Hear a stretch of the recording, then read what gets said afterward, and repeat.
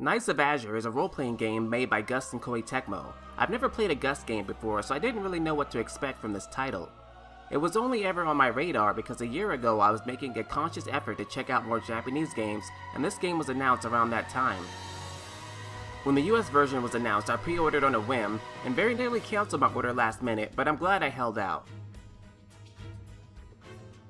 Somewhere around 1200 AD, the most powerful demon in the world, known as the Night Lord, fought in a battle with the Saint and 1,000 holy knights. The Saint successfully killed the Night Lord, but unfortunately when he died, his blood sprayed from his body, covering the entire island with it.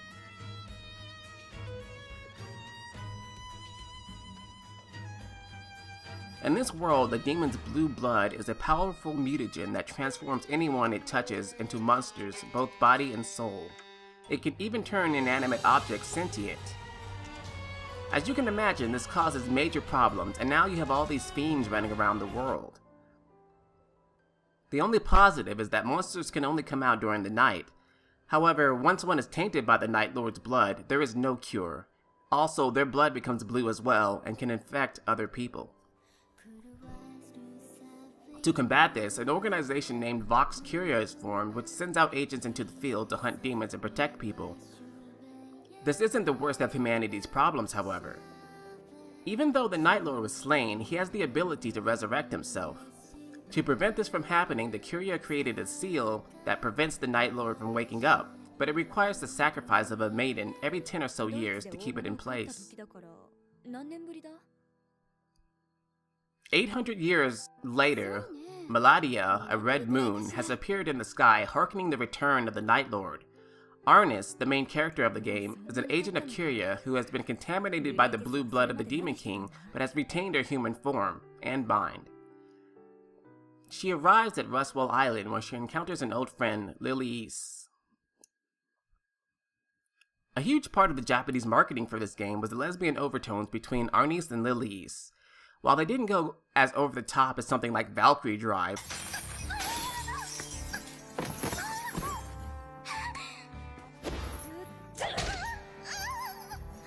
which was announced around the same time as this, the nature of their relationship is an ongoing gag throughout the game, which leads to probably one of the biggest problems or draws to the game depending on how you feel.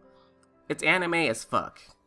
Not only is the "are these girls gay or not" trope heavily used, even though they clearly are, every character in this is one note and they never really change throughout the game. Arnis is hell-bent on protecting Lilies and will stop at nothing to keep her safe. Lilies is a clumsy airhead with a pure heart.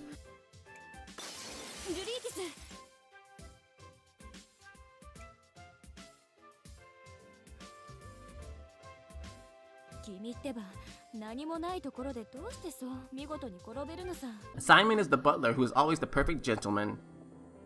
Alucard is a socially awkward researcher who is obsessed with studying demons.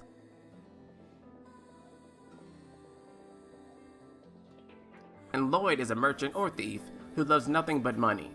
This is the primary cast for the game. Each character makes their personality trait known when they first meet Arnis, and they make sure to hammer that in every single conversation throughout the 20 or so hours of the game. If you've consumed a lot of modern anime, then this is pretty much par for the course in how characters are done. But if that kind of thing isn't your cup of tea, you may find yourself skipping the dialogue or rolling your eyes when a character shows up since you already know how the scene is going to play out. Personally, I started getting annoyed by Lloyd and Alucard towards the end of the game since they pretty much were useless to the story and they were just there for comic relief, but it wasn't enough to ruin the game for me. The combat in Knights of Azure is fairly simple.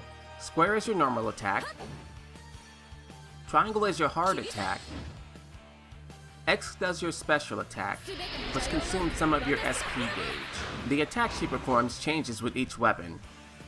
And circle is your roll. Pressing L1 initiates your guard attack, which will automatically position the camera behind Arnis.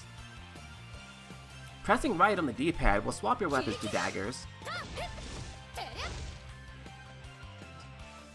Up will switch to the hammer.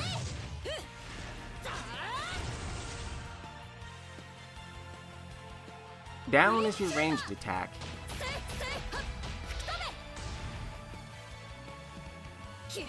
Finally, pressing left or right twice will select your Demon Blade, which is similar to your default sword but is longer and is designed to hit groups of enemies at once. Next, you have the game's primary gimmick of summoning familiars, which are known as servants in this game. The feature reminds me of a PlayStation 3 game called Folklore, which had a similar conceit. The difference here, though, is that Arnis herself can attack just fine, but your servants attack on their own and aid you in combat.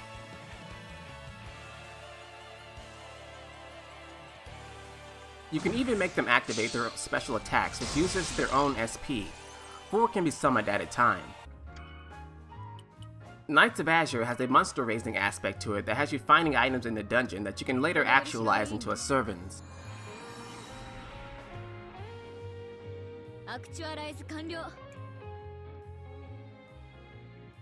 Once you've made your familiar, you can equip it with one item, increase its stats by feeding it other items, or change one of its abilities if you have the appropriate items to do so. You can then add this monster to one of 4 decks at your disposal, which will allow you to summon it on the field. Press R1 and the face button to summon your familiar. Pressing R1 and the same button again makes your familiar do a special attack. You can switch between your different decks by pressing R2. There is one final ability that Arnis has, and that is her demon form.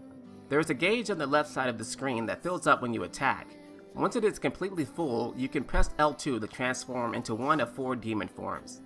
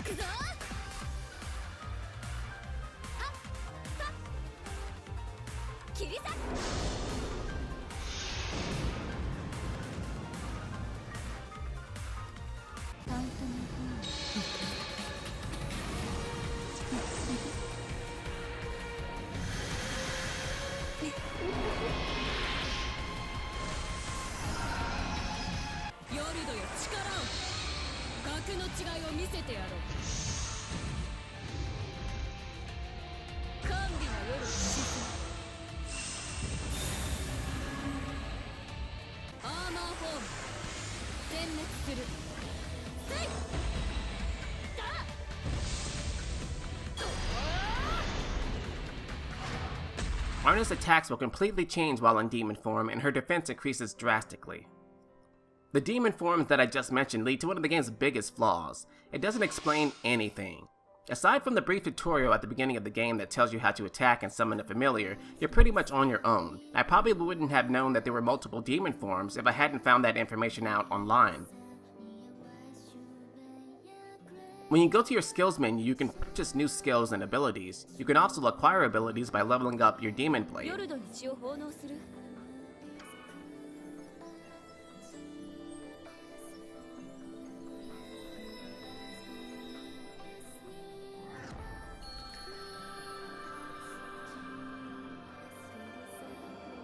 While the game will tell you that you've gained a new combo or a new ability, it doesn't tell you how to access it. So I was seeing these pop-ups and being like, what the hell is rabbit form?